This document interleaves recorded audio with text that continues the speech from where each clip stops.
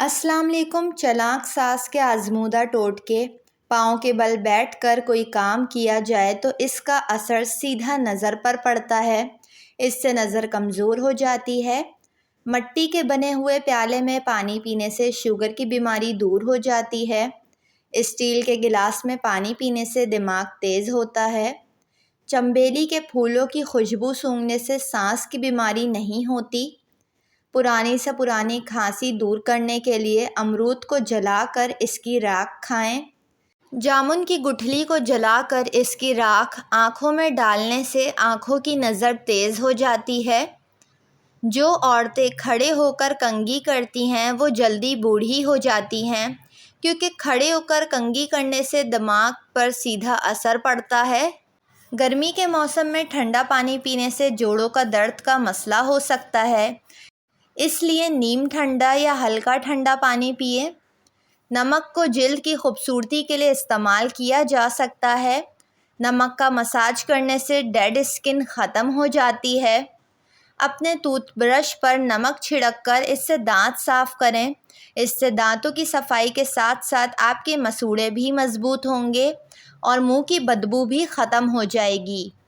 चौक में ये सलाहियत पाई जाती है कि वो ऑयल और चिकनाहट को अपने अंदर जब्स करने की सलाहियत रखता है। इसलिए अगर खाना तनावुल करते हुए खाना पकाते वक्त आपके कपड़ों पर ऑयल लग जाए तो हरगिज़ परेशान ना हों। चौक को कपड़े पर खूब अच्छी तरह रगड़ें। 10 से 15 मिनट के बाद हाथों से कपड़े को मल कर धो लें। चिकनाई का दाग ख़त्म हो जाएगा। नमक के मसाज से स्किन अंदर तक साफ़ हो जाती है। जिल्द की बेरौनकी ख़त्म हो जाती है। जिल्द नरम और मुलायम हसीन हो जाती है। अपनी मेटल की ज्वेलरी की चमक दमक बरकरार रखने के लिए ज्वेलरी बॉक्स में चौक रख दें। चौक ज्वेलरी बॉक्स में मौजूद सारी नमी को जज़्ब कर लेगी और आपकी ज्वेलरी काली और ख़राब नहीं होगी। आर्टिफिशियल फूलों पर गर्द गुबार जमा हो तो इनका हुस्न मान पड़ जाता है।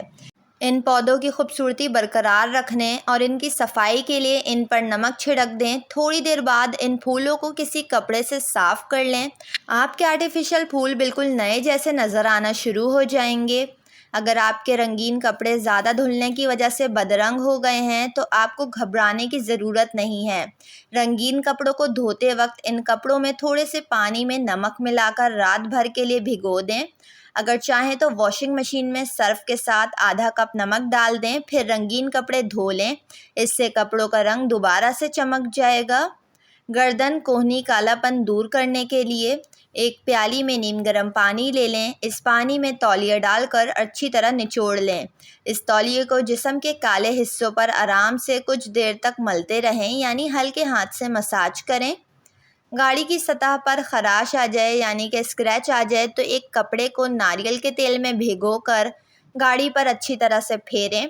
इस तरह से स्क्रैच ज़्यादा वाज़ेह नहीं होंगे। अगर आप चाहें तो टूथपेस्ट का इस मकसद के लिए इस्तेमाल कर सकते हैं।